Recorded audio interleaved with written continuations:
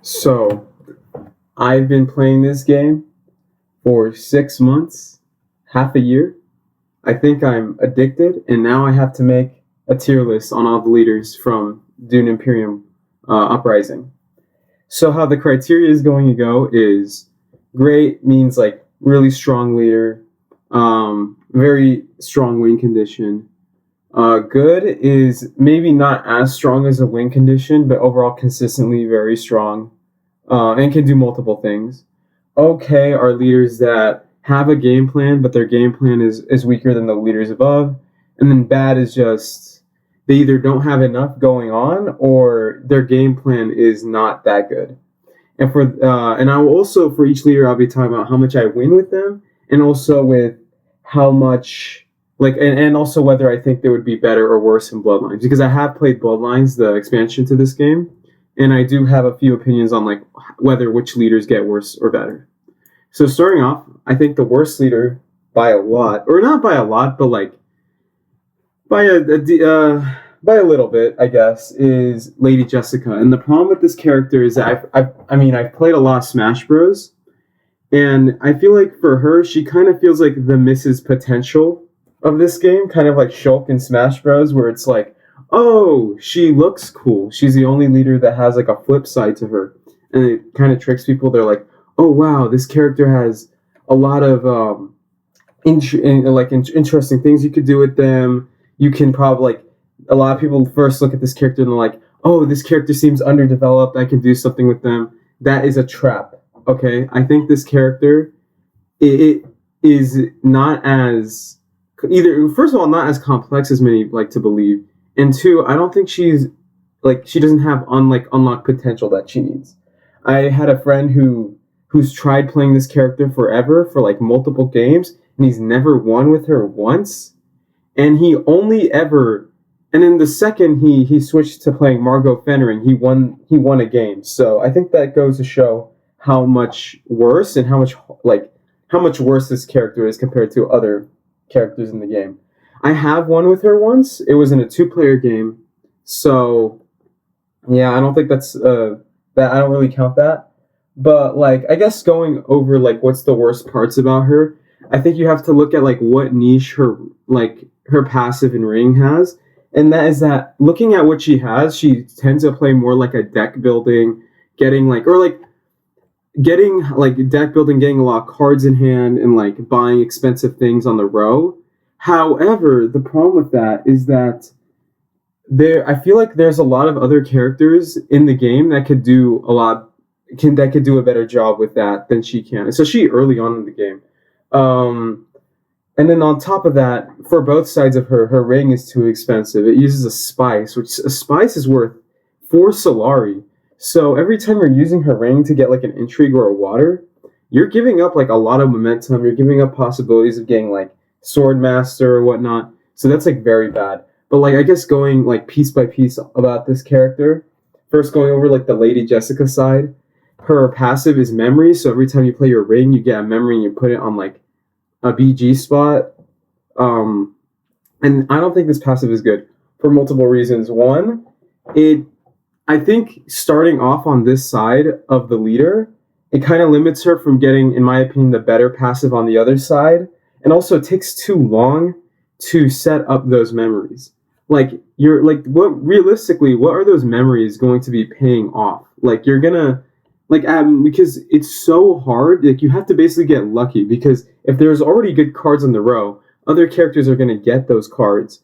So you're basically banking on luck that either a better card will show up in the future or just get a Spice Mist flow, which I think like that can be some momentum loss, especially since other characters are gaining so much in other areas compared to her. And then when you do eventually go to that Benny spot and get all those card draws with the memories, and you go to the other side, which is Reverend Mother Jessica, she still sucks because her passive I think is better. Spending an extra water is very good for like getting like extra resources, getting extra momentum on like those spaces. But the problem I think mainly with this strategy is that using an extra water hurts with worm strategies, and worms are so good in this game. Now, I'm not saying every leader has to go down a very worm heavy strategy in order to win, but like a lot of the time, worms are, in my opinion, the easiest way to win the game, and they're also the easiest way to get like fast resources in the game. So spending a water to get temporary benefits on Fremen and Bene Gesserit is kind of not the greatest. And then when looking at her like in Bloodlines, I really don't see how she could get better. I guess worms are weaker, so like, and since her strategy doesn't really, it kind of goes against worms, she could get better by that metric. But really, but she still struggles with resources. She still wants a lot of spice. When getting that spice isn't that easy, especially when you need water. Getting water is hard in the game, so it's hard to even get that water to get her second phase going. Anyways, but the next leader I'm going to talk about is Amber Matuli. Now, she's bad for a pretty different reason than Jessica, and that is that she just doesn't have a lot going on. Both her ring and her passive are very weak relative to other leaders in the game. Her ring, getting a Solari and like a spice with an alliance is kind of bad. First of all, getting that spice is hard to do because you need to get an alliance, which in base Dune is very difficult to do because you have characters like Shaddam that could get double bumps. Yeah, there's a lot of cards that you could get double bumps. Just not the easiest thing to do, and you're only playing your ring so many times, so you're not going to get a lot of spice in the very end. And then Solari is good at the beginning. It can help you get Swordmaster. But towards the end, that Solari starts to become void and not really that good. And then retreating a troop on reveal is okay in the early game, especially for like if you want to get like a certain prize in a conflict. But in the late game, when you really want to start winning conflicts, you really don't like that retreat troop. It's basically worthless. So she, from my experience, she does pretty good in the early game and then falls off super hard in the end game. However, unlike Jessica, I think this character does get significantly better in Bloodlines. For example, her ring is better because both Solari and Spice are better. So her ring is slightly better on that. But the starter core commanders really synergize with their passive. So her passive is pretty great in this game and with Bloodlines because you could get like the Hardy skill, and then you could sometimes get like you can get passive troop generation if you go into conflicts with Sardaukar and then use the passive at the end. And if you want to go into conflicts and let's just say you want to get rewards in those conflicts, you could get basically what you could do is you could be troop neutral, lose a troop to get lose a troop to get conflict benefits, while at the same time retreating your starter core commander and getting a troop. So you're troop neutral while getting rewards, like last place rewards or whatever, which is really strong. I think that's amazing.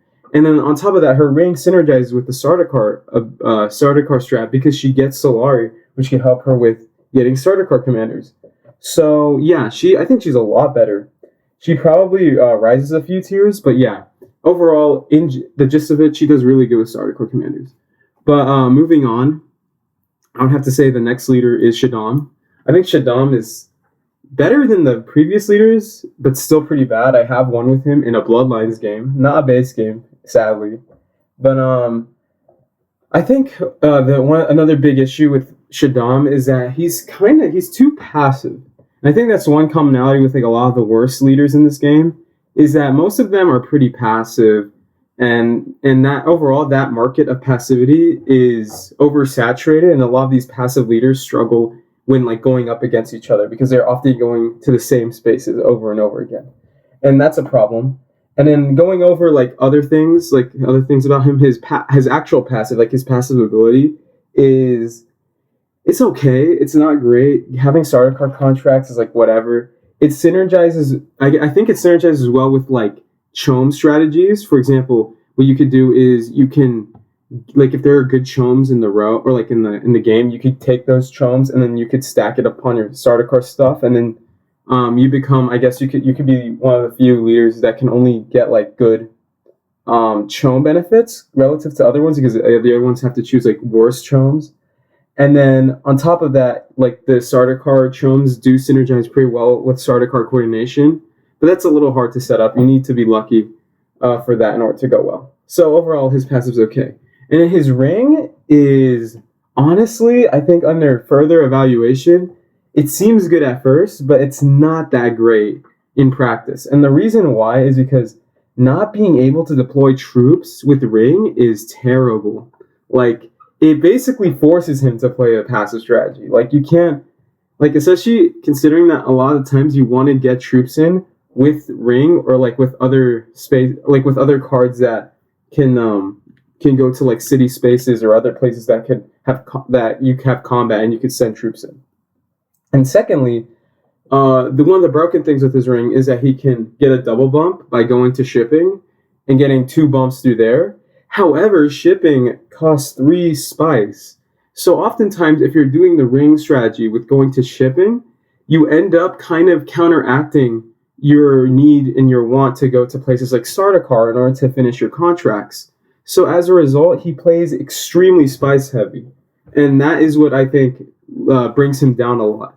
That spice heavy game plan is extremely hard to do, and is why I think he's a lot better in 3-player games than 4-player games. Because in 3-player games, there's less people going to spice spots, so there's more bonus spice for you to take advantage of. So Shaddam, in my opinion, is really bad in 4-player. I think he might even be in this tier in a 4-player game, but in a 3-player game, he's all right. And I think, and I might be underestimating him because I haven't played him a lot, but overall, he's one of those characters where even if I get his game plan down, I could still lose because his game plan isn't that strong and other leaders are just doing better. But going on to Bloodlines, the game where I actually have one with him, I think he still has a negative transition into Bloodlines. He does have some benefits. For example, I think Chom strategies are better because there's more Chom cards to use. He has like slightly more ways to get like spice, like trickle spice, because of like Sardaukar commanders and stuff. More ways to deploy into the conflict. There's because of lock cards and like a new mechanic in Bloodlines. And also, I guess another thing is that like generating Solari with his ring can also help him get Sardaukar commanders. But I think ultimately there are more negatives in that he now techs are introduced into the game, into Bloodlines. So now his spice is kind of wedged in between wanting techs, wanting to go to shipping with ring, and then wanting to go to Sardaukar. So you're at least giving up one of those. And if you get really unlucky, you kind of have to give up on 2 of those, which is like not fantastic. And then also his Solari is stretched thin too, because now you're spending Solari on Sardaukar commanders, but you also still want to spend that Solari to go to shipping and get double bumps. So that's kind of that's just, yeah, he's just very resource thin, and he just wants to do too much. And it's like, and also since he's so spice dependent and like resource dependent, I think he's very easy to like basically beat and like block off. Like you can tell when a Shaddam player is struggling.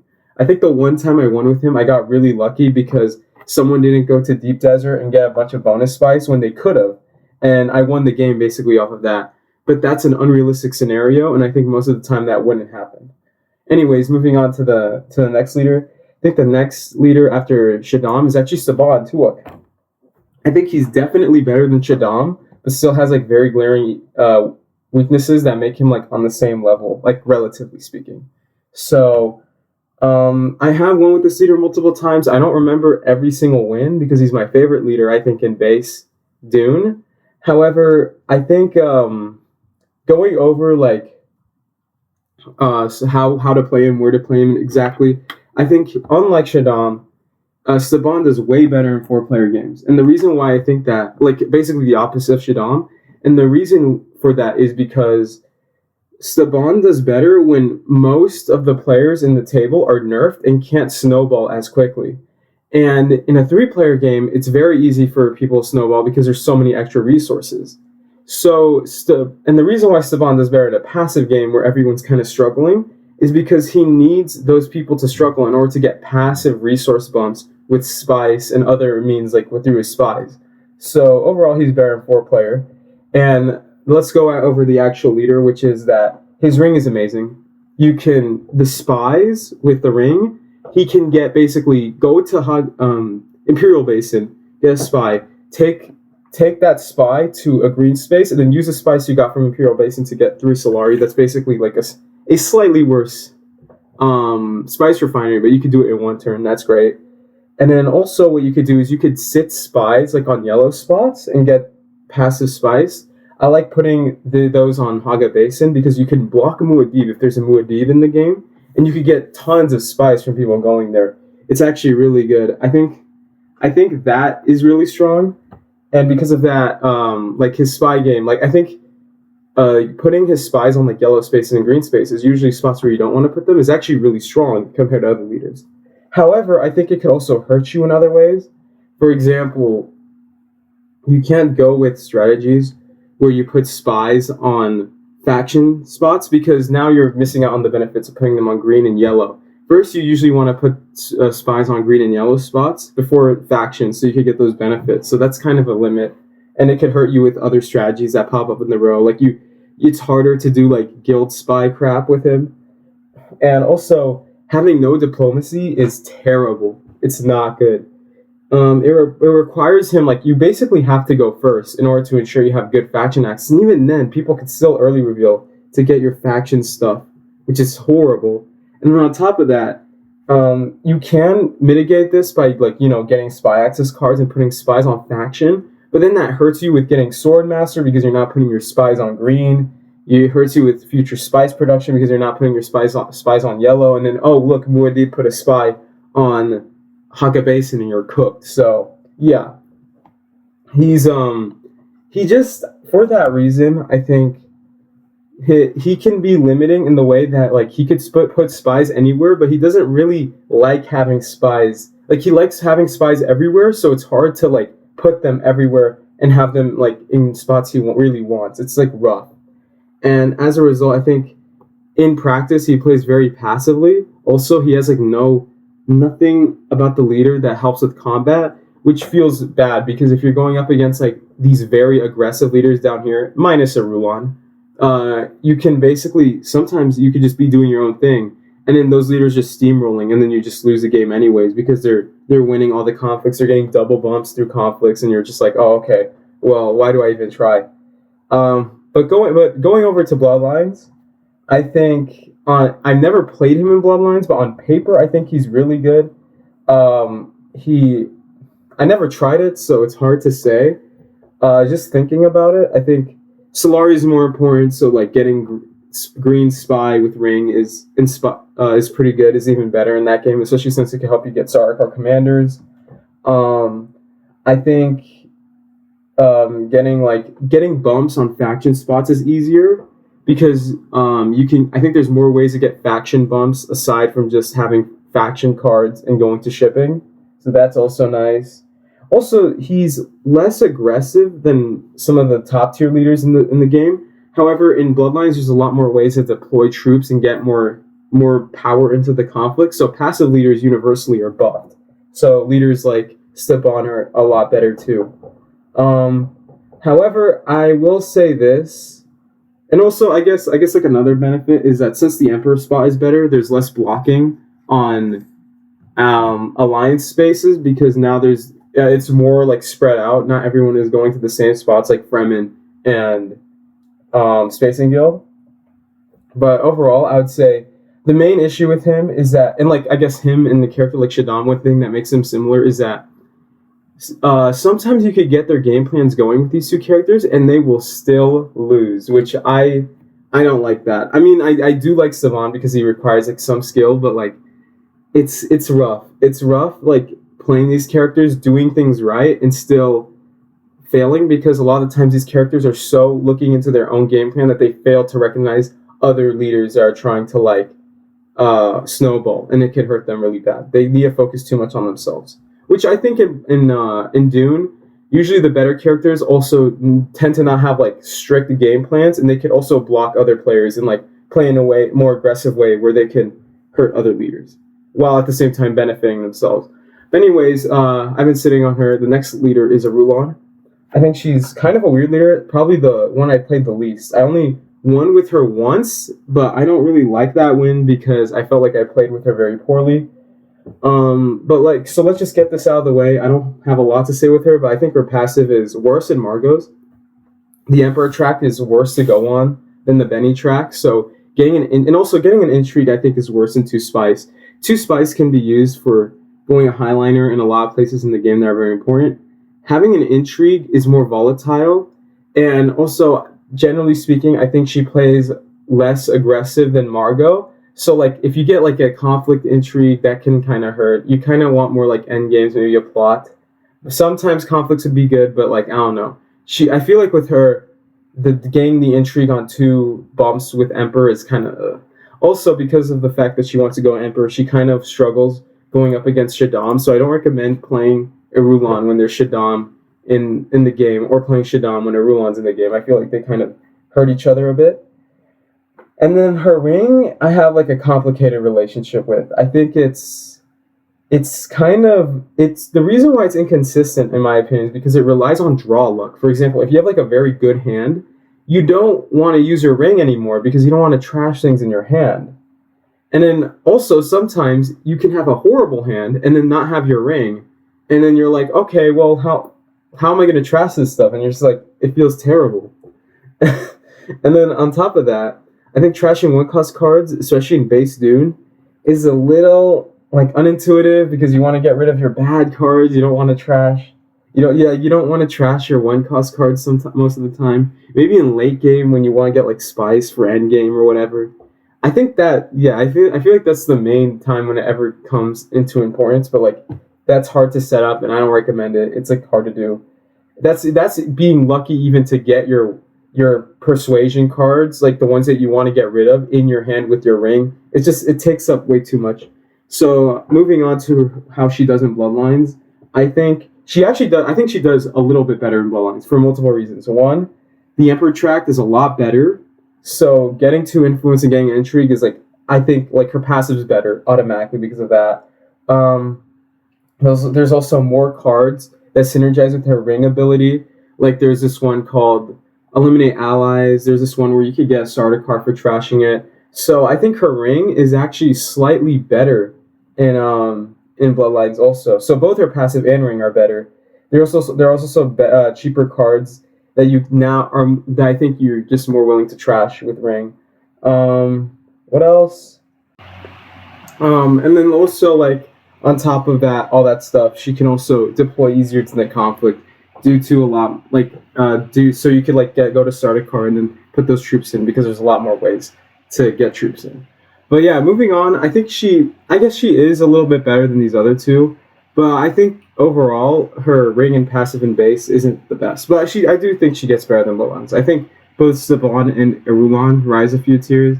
Shaddam might go down here, and then Amber goes up by a few places.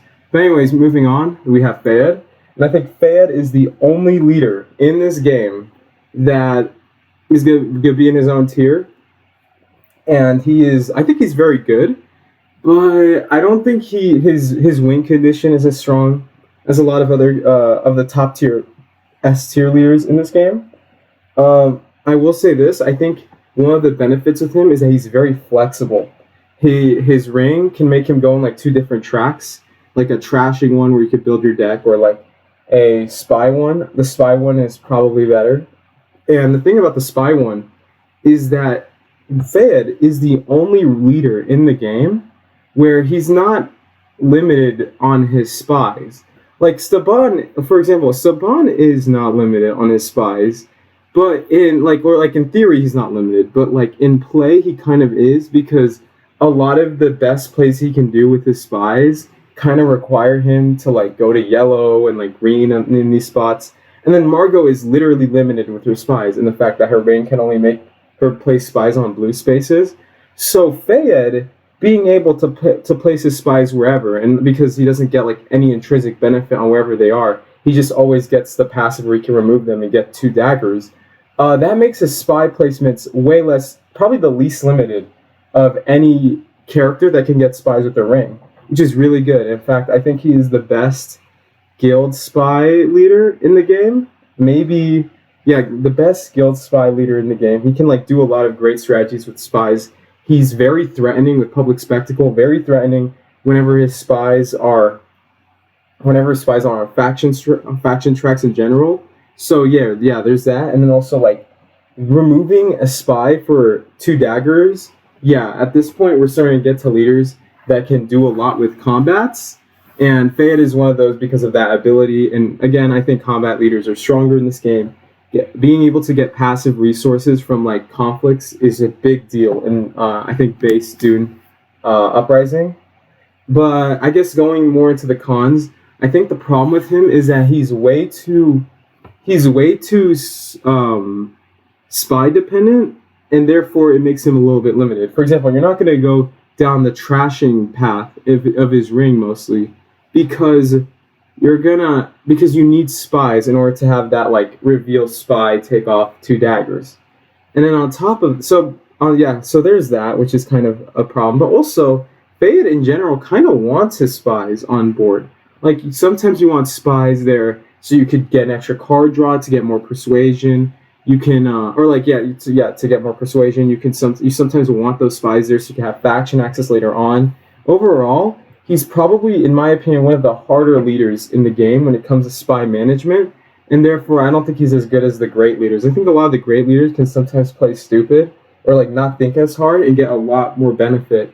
Which I guess moving on to the next tier, the next character I'll have is Muad'Dib, which is I guess wait before that I need to talk about how Fayed does in Bloodlines. I don't think he is that crazy in Bloodlines. I actually think he gets a little nerfed because, as I said before, passive leaders have more ways to go into conflict. Therefore, Fayed is slightly worse in the way that he doesn't have like that niche of like being able to go into conflicts easily. Also, Fayed kind of destroys a lot of the characters down here, especially like in conflicts and stuff like that. He's very threatening, and yeah, there's that. I don't think he gets that much worse in Bloodlines, but he still does get worse. Anyways, but moving on, I think Muad'Dib is next, and he's in the great tier. I think that might be a little controversial. A lot of people think he's the best leader in the game. I think he definitely does. I think when he's winning, he is the most unstoppable of any leader in the game. I think when he's winning, he's so strong. His passive is insane because it mitigates one of the weaknesses of worms in that, or like it helps with one of the weaknesses of worms in that worms double resources, but they're only worth 3 combat strength, so you can just go to Highliner or like do some tricky plays and you could get enough troops to overwhelm worms. So worms oftentimes aren't winning conflicts. But with Muad'Dib, he gets intrigues with worms. So sometimes he can literally get a combat intrigue with his worm and then win the conflict. And then so he mitigates one of the weaknesses with worms.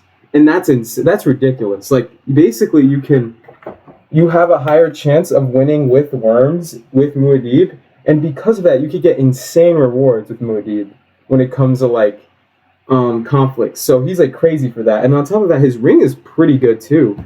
Drawing a card, again, like it feeds. Not only does it like give him more persuasion to buy more expensive cards, but also using the ring makes him draw more cards later on, and it's so good. Like getting another card draw, like it can also help him play more passively because let's just say he doesn't want to go full worms. He can literally help use that ring to get extra card draws, to get more persuasion, to get a Spiceman's Flow. He's insane based on that. And because of that, I think he's really strong. His passive and ring don't synergize a lot, but they can but they do kind of function. They function in a way where if you go down one path of combat oriented, the passive is really useful. If you go down a more, passive strategy, not his actual passive, the ring is more useful. But anyways, going down, I think he does have weaknesses though. And that is that, I think one of his biggest weaknesses is that since he's so strong when he's winning, he's probably the leader that gets ganged up on the most out of any other leader. And that because of that, I think that's a huge weakness. He can get blocked on worm spaces. Because if you're playing against a smart table, other people are going to block your worms, and that's not even a bad strategy for them because most leaders want worms. They want worms so they can also get those benefits of double rewards. And even though it might not be as effective with those leaders, just getting those worms and blocking him is bad. And you're probably thinking, well, he can go second position, which yes, he can go second position. But even in second position, his worm access isn't guaranteed. Like, you could still have horrible hands where, let's just say, he gets, 2 daggers, 2 two dunes and run like reconnaissance or um like convincing argument.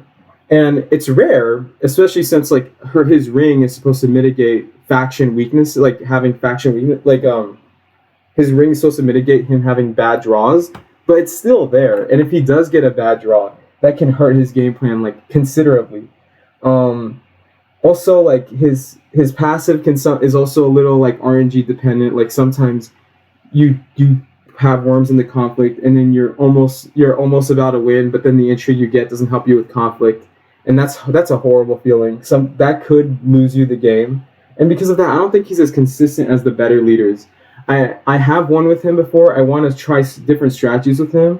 For example, I want to try him in third position since I have a theory that in longer games he's really powerful because he could do worms in the tier 3 conflict. You could prepare for it and get like a bunch of victory points.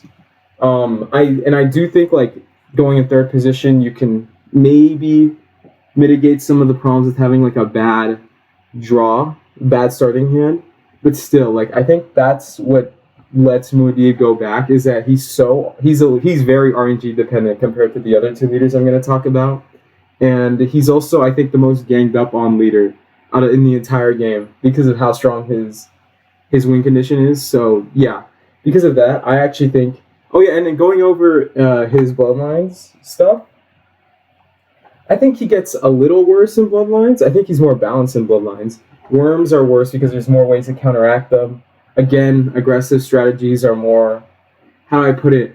Aggressive strategies are more cooked because there's more ways for passive leaders to get troops in. So yeah, I think his worm strategy is slightly worse. You know, also like getting an extra card with ring. Since the Imperium are always bigger, there's less likely of a chance that extra card will get you like an insane card because sometimes you could have like a bunch of bad cards in the Imperium row. That's definitely possible.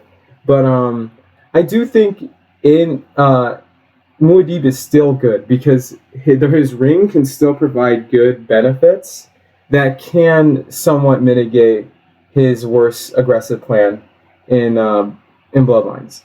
But the next leader I want to talk about is Gurney, and I think Gurney in base Dune is ridiculous. I think he's a way more consistent than Muad'Dib, and he is better in more positions compared to Muad'Dib. Like Muad'Dib, he doesn't want to go like last or something. I think Gurney is good in any position. He's not as reliant on worms compared to Muad'Dib, but he can do good with worms. And I think also another thing that a lot of people don't realize is that Gurney doesn't really have a bad hand either, because if he doesn't get faction access, like he can still go very combat oriented and then get like the benefits of his passive. So I think Gurney is one of the few characters in the game where you like a bad hand kind of doesn't like it does exist. It exists with all these leaders, but the probability of him having a bad hand is less likely because non-faction spaces are not as bad with him, because usually non-faction spaces you can get conflict, like you could get troops in, which can help with this passive. And his passive and ring feed each other because he can get extra troops with his ring, which could then help him get 3 troops in, which can then help him get an extra persuasion to buy more expensive cards. That's crazy. Like that's super good.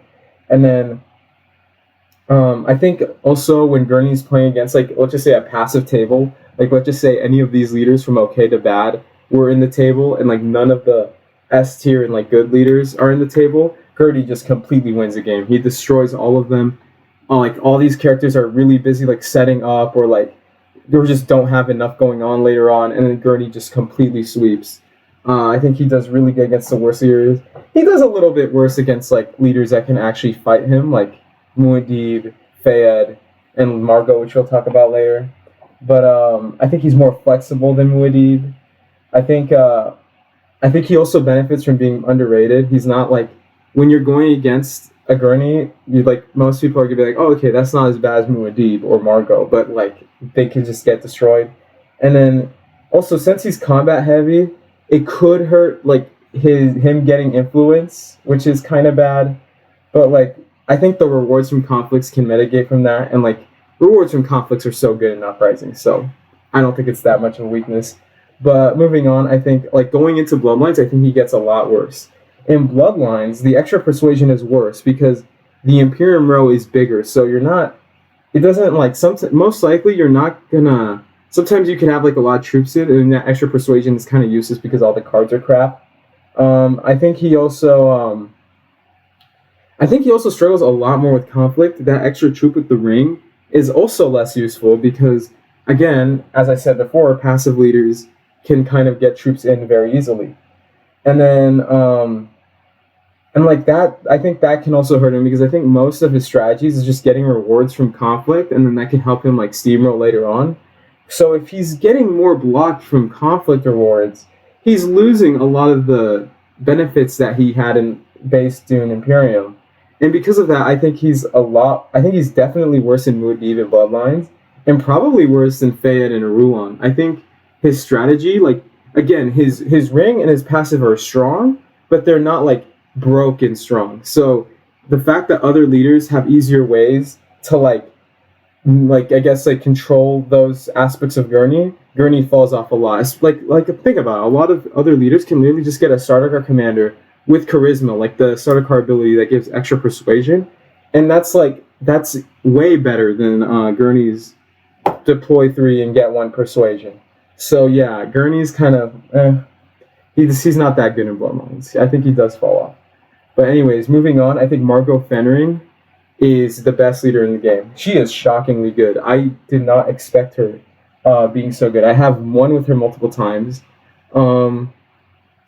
At first, she doesn't look that impressive. Like, I looked at her and I was like, she doesn't look that great. But in practice, she plays very well, and she also is I think in practice also, she's a lot more combat heavy than a lot of other people realize. For example, I think the spies on blue is pretty insane because it basically what you can do with her is that you can for multiple reasons. One, having spies on blue is something you might not think is that great because you want to put spies on other places usually, but since most other leaders don't want to really put spies on there and she just gets them normally, she can get benefits that a lot of leaders don't get unless they go out of their way to put spies on blue. And those benefits being that she can take off the spy, get an extra card for more persuasion, which is very strong. She also doesn't get blocked into going to conflicts there, which is another benefit which could come into handy. And also, there's a lot of cards like Strike Fleet and Rebel Supplier where she can go there and get extra troops. And those cards give a lot of troops if you recall a spy. So recalling spies there makes her a very, very aggressive and scary leader to go up against in terms of combat. Very strong. And then on top of that, then there's also her passive, which is like getting 2 influence with Benny, which gives her 2 spies.